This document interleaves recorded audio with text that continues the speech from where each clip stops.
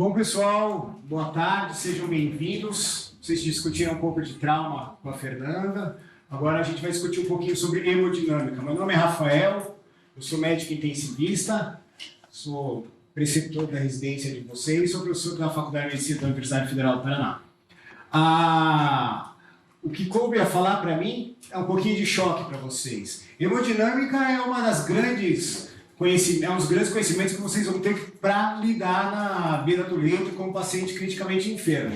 Então a gente precisa saber de ventilação mecânica, a gente precisa saber de manejo do antibiótico, de trauma, e hemodinâmica faz um contexto que acaba ligando diversos grandes conceitos aí da terapia intensiva, e é muito importante que a gente saiba lidar com a hemodinâmica do paciente, já que muitos dos pacientes eles acabam morrendo por falência de perfusão. E a hemodinâmica é enorme, é variável, mundo de conhecimentos. A gente fala desde monitorização hemodinâmica, reconhecimento de choque, o que é choque, tratamento. E nós temos então 30 minutos para falar sobre choque. Tentei fazer uma aula mais geral de grandes conceitos que vão fazer vocês terem um pouco de curiosidade para ir procurar no livro algo a mais se aprofundar. Também uma fase inicial para que vocês possam começar conosco aqui nas UTIs e poder, então, já começar com um raciocínio um pouco mais refinado. Acho que quando a gente fala de um assunto, choque, primeiramente é que a gente saiba a definição. Então, nos próximos 30 minutos, 28 minutos, eu vou falar um pouquinho de introdução, a minha ideia é definir o choque para vocês, falar um pouquinho de alguns conceitos, fisiologia, fisiopatologia, reconhecer o paciente com choque, classificar o choque é um tratamento inicial, não tem como nós falarmos do tratamento, mas só um pupurri de tratamento, quem sabe assim algumas dicas de tratamento. Então, uma introdução a uma condição patológica muito presente nos pacientes da UTI, que é o choque. Antes de saber a definição, você já tem que saber que é algo que é muito presente. Nos pacientes que a gente admite na UTI, 1 a cada 3 pacientes, mais ou menos, vão apresentar choque. A prevalência, a incidência de choque do paciente gravemente enfermo é bastante alta. Sendo entre eles, dos diversos tipos de choque que a gente tem, que nós vamos conhecer ao longo da aula, 62% dos pacientes eles apresentam choque séptico, que é uma das 4 grandes que é do distributivo, que é uma das 4 grandes variáveis que nós temos ali do choque. Certo? Então, a sepse, o choque séptico é tão prevalente que a cada 4 anos a gente tem uma força-tarefa, que é o Survival Sepsis Campaign, que nos dá diretrizes de reconhecimento, tratamento, manejo hemodinâmico, manejo ventilatório, que ela é muito presente. Agora, infelizmente, no Covid nós tivemos muita sepsis viral e bacteriana também. Uma fisiologia que resulta de 4 mecanismos, seja hipovolêmico, distributivo, que é o caso da sepsis, cardiogênico ou obstrutivo. São 4 mecanismos grandes fisiopatológicos que nos levam a ter choque, que significaria uma relação alternada, uma relação patológica, uma relação ruim entre delivery de oxigênio e consumo de oxigênio. Então, quando eu tenho consumo que a minha demanda não atende, eu não consigo, a minha demanda de oxigênio de fluxo não atende, meu consumo de oxigênio, eu tenho disóxia. E o choque é disóxia, é hipofluxo com hipóxia tissular. E saber que tempo é vida. Algumas doenças são claramente tempo dependentes. Choque, dependente de etiologia, a Fernanda aqui mostrou para vocês, trauma hemorrágico. Infarto agudo do miocárdio, porque você tem tempo porta-agulha. AVE, certo? Nós temos ali o tempo de trombólise, ou então o manejo de um sangramento hemorrágico, de algo hemorrágico, mas principalmente isquêmico, que é a maior etiologia, e sepse. Então aqui sepse, choque, infarto, AVE, são todas doenças tempo dependentes. Uma definição, então, mais de livro, uma condição caracterizada por uma redução intensa e generalizada da perfusão tissular, onde a oferta de oxigênio é insuficiente para manter o processo metabólico, ou seja, a disóxia. Um desequilíbrio entre oferta e demanda, disóxia. uma incapacidade do sistema cardiovascular de compensar uma alteração na homeostasia microcirculatória. Eu vou até mostrar para vocês, principalmente no choque séptico, com grande atividade inflamatória que a gente tem. E o choque é o mecanismo final de vários processos fisiopatológicos que levam a falência orgânica e morte. Então, se você não tratar o paciente chocado, ele está fadado ao óbito. Por isso que nós precisamos tratar esse paciente que está chocado. Alguns conceitos importantes, eu falei de DO2 e VO2. Então, DO2 é delivery de oxigênio, oferta de oxigênio, ele envolve o débito cardíaco, conteúdo arterial de oxigênio. Conteúdo arterial de oxigênio, por sua vez, é dependente de hemoglobina e saturação de oxigênio, principalmente. Certo? E muito pouco pela PaO2. Então, para eu otimizar o meu delivery, eu tenho que mexer ou no débito cardíaco ou no conteúdo arterial de oxigênio, que é o que faz aumentar a minha entrega. E aqui nós temos o consumo, que é o VO2, que a diferença é entre o conteúdo arterial de oxigênio menos o conteúdo venoso de oxigênio vezes o débito cardíaco. Existe um gráfico básico aqui da medicina intensiva, no qual a gente normalmente a gente tem 5 vezes mais delivery do que o consumo. Então, por mais que eu vá baixando minha entrega de oxigênio, eu ainda consigo manter o meu consumo estável, porque eu vou aumentando minha taxa de extração de oxigênio. Isso é o mecanismo de adaptação que nos mantém vivo. Então, aqui eu tenho um metabolismo normal, onde a minha oferta de oxigênio atende às minhas demandas.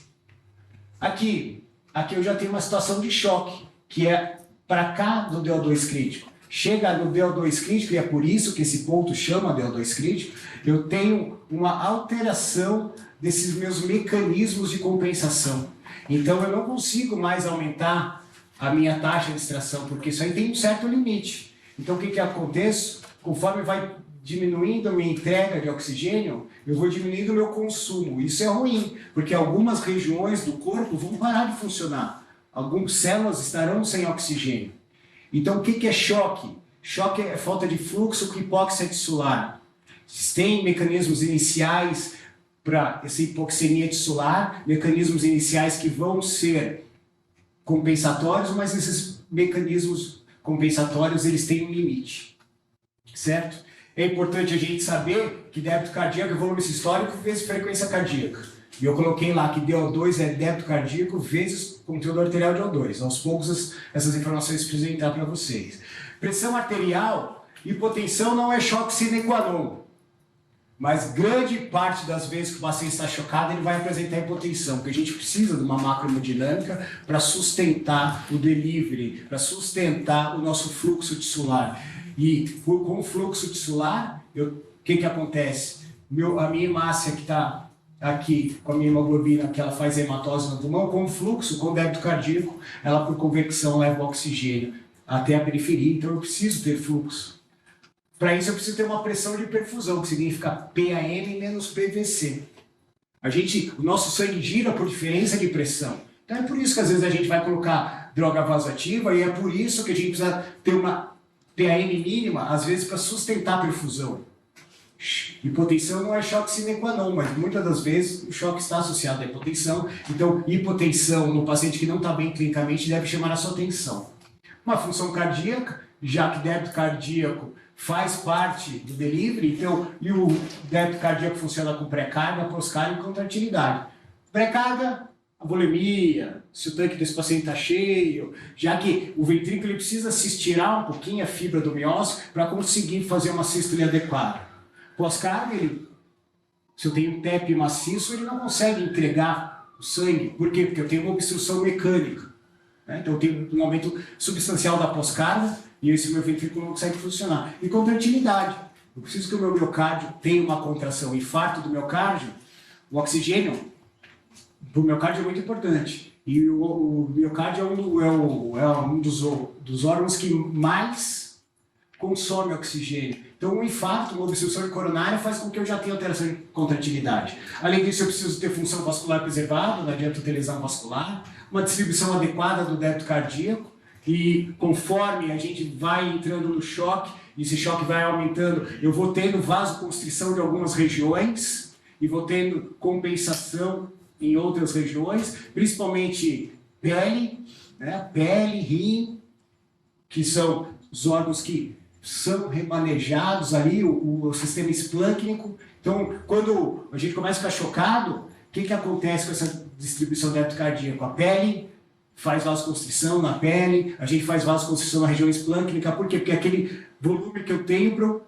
redirecionar para outros órgãos que sejam mais vitais. Estado microvascular, entrega a difusão de oxigênio, principalmente pH, temperatura, edema. Então, aquele paciente que tem aquela coxa, aquele braço edemaciado, às vezes ele não tem perfusão do braço por causa de edema de capilar. Tem uma função celular, eu tenho uma célula que funcione. Diagnóstico de choque, como que eu faço? Vocês já sabem que o choque é importante, que ele é prevalente, que ele é incidente, que ele é uma alteração de fluxo com hipóxia tissular, que nós temos 4 grandes mecanismos de choque. E como que eu faço o diagnóstico? Clínico, hemodinâmico e bioquímico. Clínico, eu tenho 3 janelas clínicas que vão me sugerir choque e que vão levar eu a estudar esse paciente e procurar saber se ele está chocado ou não. Pele, débito urinário e nível de consciência. Paciente chocado, ele fica com a pele pálida e pegajosa, por causa da redistribuição de fluxo. O meu débito urinário cai para menos de meio ml por quilo de minuto, meio ml por quilo por hora. Por quê? Porque eu diminui meu fluxo sanguíneo cerebral, meu fluxo de sangue no rim, a minha pré-carga provavelmente está ruim, eu não tenho fluxo para todo mundo, não tem como eu produzir diurese. E meu nível de consciência, o cérebro é totalmente dependente de fluxo, certo? Então, se eu tiver alguma alteração no fluxo cerebral, pelo choque, pode ser por choque, o que acontece? Eu rebaixo meu nível de consciência. Então, são consideradas 3 janelas clínicas que te levam a pensar em choque: rim, pele e cérebro. Hemodinâmico. Falou aqui que PAM não faz o diagnóstico de choque, mas te leva a pensar. Uma PAM menor que 65 e uma sistólica menor que 90. Ok? E bioquímico. Principalmente um lactato maior que 2. Maior do que 1,5, 2. Lactato alto nem sempre significa hipóxia tissular. Mas também aqui no contexto, avaliando o paciente, maior que 1,5, 2 milimol por litro, você tem que pensar em fazer seu diagnóstico de choque. Eu coloquei aqui saturação venosa central ou saturação venosa mista diminuída. Por quê? Porque quando aumenta a tua taxa de extração, o mecanismo de compensação, o sangue que chega do lado direito da tua circulação, ele chega mais hipoxêmico, porque as tuas células estão ávidas por oxigênio. Então eu tenho aqui hipotensão arterial, certo? Um fluxograma ali do New England, perfeito, as figurinhas do New England são muito boas. Tenho hipotensão. Eu tenho sinais de hipoperfusão? Não. Então, vai ver por que esse cara está hipotenso por outro motivo, mas não deve ser choque. Hipotensão, eu tenho sinais de hipoperfusão? Janelas, cérebro, pele, rim? Sim. Além disso, subiu o lactato, tem taquicardia? Sim, então você já está no choque. Você avalia esse débito cardíaco. Ele é um débito cardíaco normal ou alto, hiperdinâmico, ou um débito cardíaco baixo? Não, ele é um débito cardíaco normal ou alto. Então, se for choque, o choque distributivo, que é um tipo de choque hiperdinâmico. Não, ele é um choque, o débito cardíaco que eu estimo para ele é baixo. A tua PVC é alta ou baixa? Baixa. Então deve ser hipovolêmico, certo? E aí vai ter algumas características ecocardiográficas aqui, que a gente vai aprender ao longo dos 3 próximos anos. Não, a minha PVC é alta. Então, se a minha PVC é alta, é de 2 umas. Ou eu estou chocado por uma metodologia obstrutiva ou cardiogênica. Então, a gente classifica os estados de choque assim, certo? Então, eu tenho choque obstrutivo, cardiogênico, hipovolêmico e distributivo. Distributivo, principal exemplo, disparado a sepse. Hipovolêmico aqui, um embólico, eu posso aumentar a pós-carga ventricular, vai evoluir com disfunção cardíaca. Cardiogênico, um dano no miocárdio, principalmente obstrução da coronária, infarto, altera minha função sistólica e diastólica, altera débito cardíaco, minha resistência vascular, hipovolêmico, distributivo. Quando eu vejo, se eu não trato, eu faço hipotensão, então a hipotensão não é tão precoce no choque. Quando a gente vê a hipotensão, o paciente ele já está no step maior, então você tem que agarrar aquele paciente, tratar ele com mais vigor. Isso aí vai levar a disfunção múltipla de órgãos. Choque não tratado é óbito. Se a gente tratar ele com mais vigor, isso aí vai levar a disfunção múltipla de órgãos. Choque não tratado é óbito. Choque distributivo, então, o paciente ele vasodilata e ele faz uma hipovolemia relativa, diminui a sua resistência vascular. Então ele faz alteração de estado metal, pele moteada, oligúria, ele eleva o lactato, entra no choque circulatório, ele pode ter débito cardíaco normal ou aumentado, já que ele é um tipo hemodinâmico, então ele tem choque distributivo. Sintomas de baixa perfusão. E o ecocardio, às vezes, não tem grandes alterações, certo? Então, esse paciente, ele vasodilata, então com a vasodilatação ele perde cabeça de pressão. O principal exemplo é que choque séptico, que você faz diagnóstico por esse fluxograma aqui, que é a atualização do sepsis 3 de 2015. Tá? Então eu tenho um paciente que depois da sua ressuscitação precisou de vasopressor e ainda tem para manter uma PM igual ou maior que 65 e ainda tem um lactato maior do que 2. Esse cara tem choque séptico. A microcirculação do paciente com choque séptico, como que fica? Aqui eu tenho a microcirculação de paciente normal. Então eu tenho débito cardíaco normal, eu não estou em estado inflamado, eu não tenho lesão endotelial, eu não tenho alteração de perfusão celular. Os capilares bem delineados, uma grande rede de capilares. Aqui capilares totalmente falhos, com uma rede menor. Então eu já não tenho débito cardíaco adequado, já não tenho fluxo adequado. E quando o meu fluxo chega, ele não tem por onde transitar. Então por isso que o choque séptico ele é tão agressivo e com uma mortalidade tão alta. Choque hipovolêmico é perda de volume. Principal exemplo aqui, então, choque hemorrágico, certo? Então, o paciente tem hipotensão arterial, geralmente associada à taquicardia, sinais de hipoperfusão tissular, ele está em choque. Você estima que o débito dele é baixo, o débito cardíaco é baixo, pressão venosa baixa, que é o PVC, a pressão venosa está baixinha, poxa, esse paciente tem tudo para estar cursando com um choque hipovolêmico.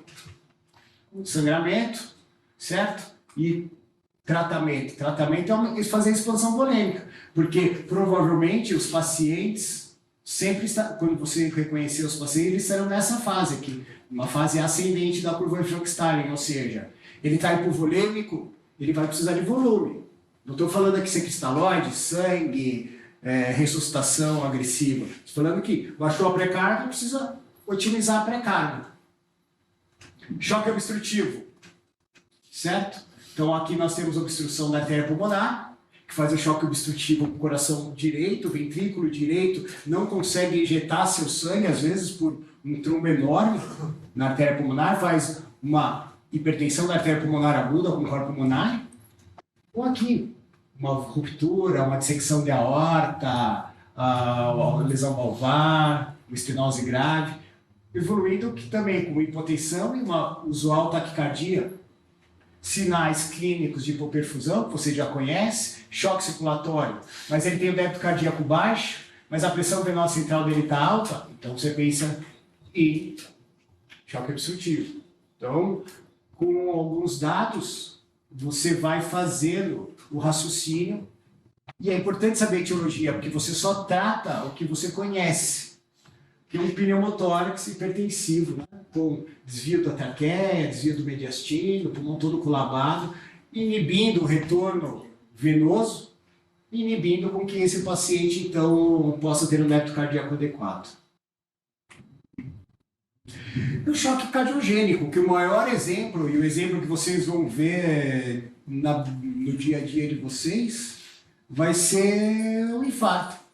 O choque cardiogênico de origem vascular é o mais incidente e o mais prevalente.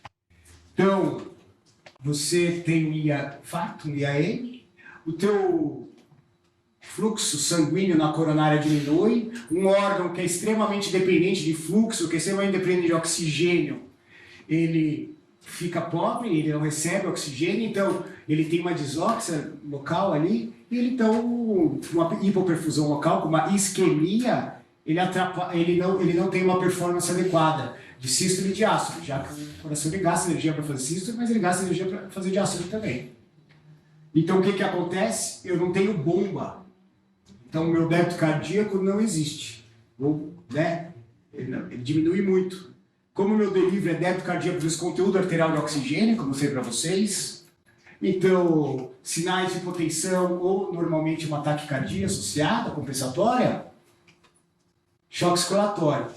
Baixo débito cardíaco, pressão venosa central alta, poxa, pode ser um choque circulatório. O tratamento ele tem que ser dirigido para a forma específica do choque. Então, eu já falei para vocês que o choque é importante, que o choque mata, que o choque é incidente, que o choque é prevalente, que o choque é desóxia, hipofluxo com hipóxia tissular, que hipotensão não é sine qua non do choque, mas muitas vezes ela é presente. Nós temos 3 janelas, cerebral, renal e pele. Usamos também parâmetros macrohemodinâmicos, com PAM menor que 65, pressão arterial sistólica menor que 90, que a gente divide em 4. Hipovolêmico, cardiogênico, obstrutivo e distributivo. E o tratamento tem que ser direcionado, certo? Então, reposição de volume, transfusão, do hipovolêmico, cardiogênico, angioplastia, revasque do miocárdio, obstrutivo, trombólise, laboratório de hemodinâmica, distributivos, antibióticos, sepse, droga vasoativa. Você pode fazer o tratamento do choque baseado na fisiopatologia se for um cara bom, estudioso. Então, nós sabemos que PAN, ou PA, é igual a débito cardíaco vezes resistência vascular sistêmica. Certo? Então, a gente sabe que hipotensão não é choque, mas hipotensão pode estar associada ao choque porque existe essa relação física.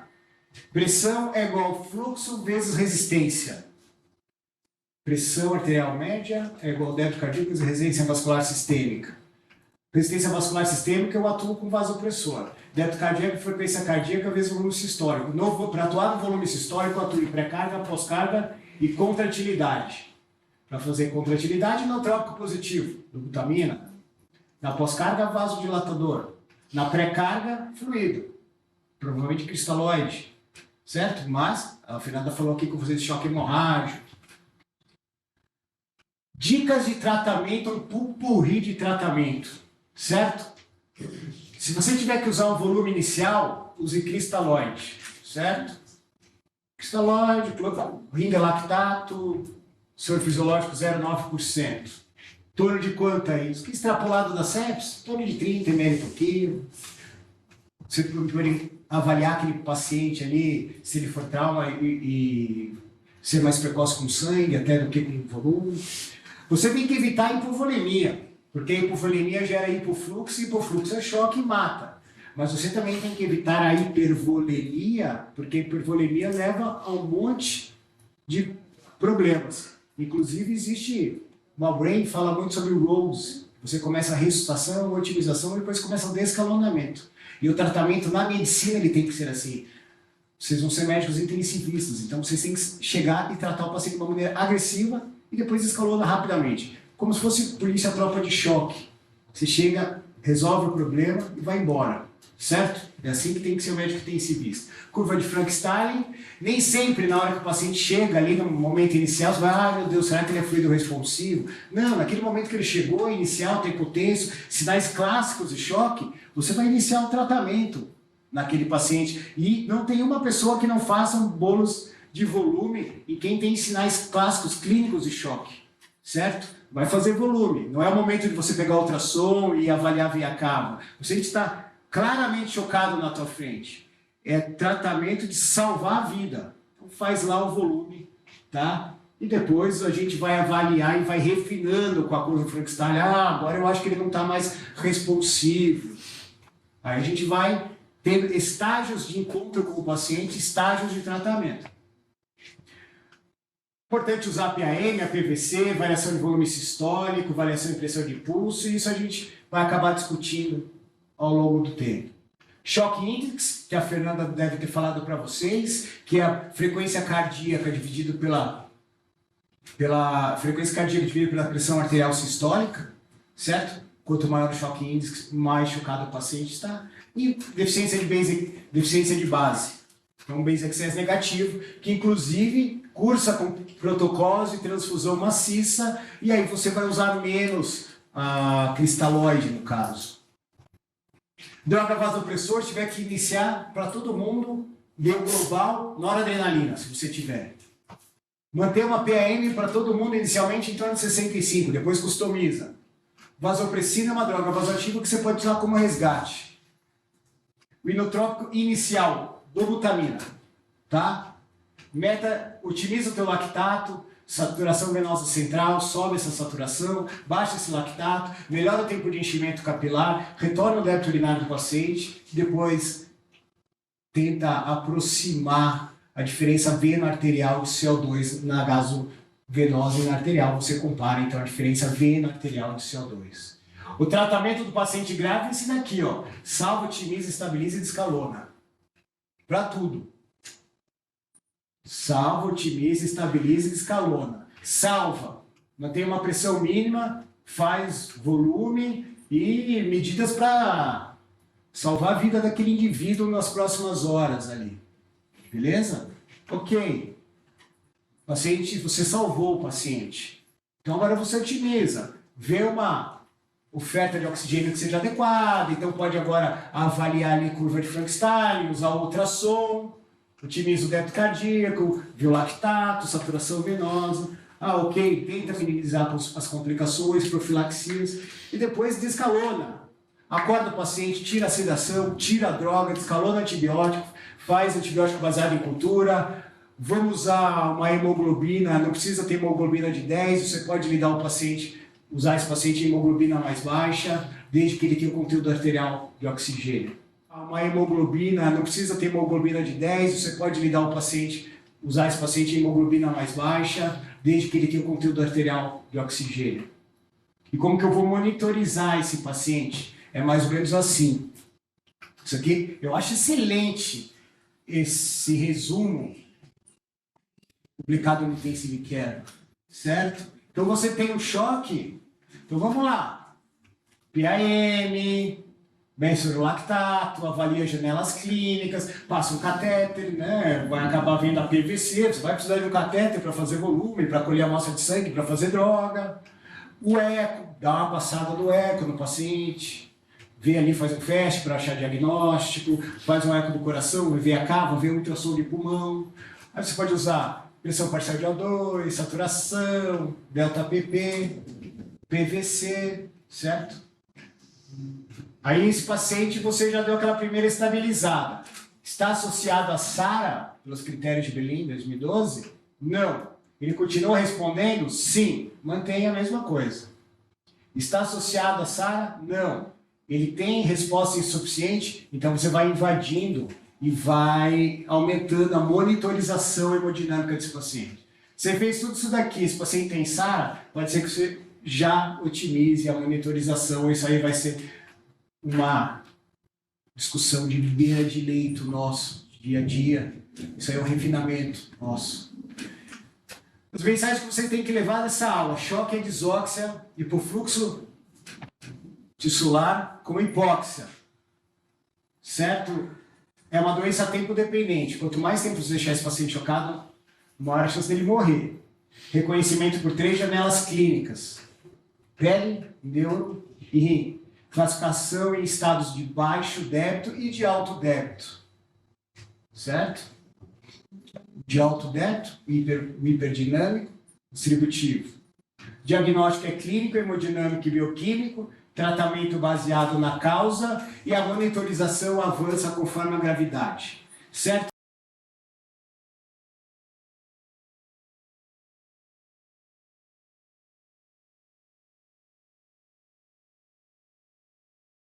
Para fazer o diagnóstico de choque não entra PVC, né? Entra janela clínica, entra lactato e a pressão arterial. Mas para você avaliar aquela ressuscitação, se está sendo adequada ou não, você tem diversos. Ou se você precisa ressuscitar, você precisa botar droga, mais volume, menos volume. Você tem diversos tipos de monitorização estáticas, que a PVC é uma delas, dinâmicas, que são interações coração-pulmão, que a gente não vai conseguir discutir isso agora, ou mais refinadas, com débito cardíaco. Você começa pelo começo, você pode começar pela PVC. A PVC, ela caiu um pouco em desuso, porque o pessoal falou muito, PVC, a área sobre a curva ROC, então de 51%, 52%, então mesmo que jogar uma moeda para cima. Só que a PVC pode te ajudar muito, se ela estiver muito baixa, se ela estiver mais alta, ou se ela tiver uma alteração dinâmica importante. A PVC, ela pode te ajudar na ressuscitação do paciente, já que a maioria das metodologias nossas são de pacientes em ventilação mecânica. Então, não é porque você tem algo melhor ou algo diferente que você precisa esquecer o raciocínio, o conhecimento prévio. Quanto maior o nível de conhecimento você vai tendo, mais você vai agregando, mais você vai se aproximando das informações, vai fazendo um pensamento mais refinado desse paciente. A PVC tem o seu lugar. Se o paciente tiver de catéter, se aquele paciente precisar de fluido-responsividade, se você não precisar daquela via para infundir volume, isso aí vai de uma discussão da beira do leito, mas ela não é proscrita, ela tem a sua indicação, só que conforme a experiência do médico que está de plantão, conforme a fase do quadro que o paciente se encontra, aí você vai acabar vendo mais ou menos indicação de PVC.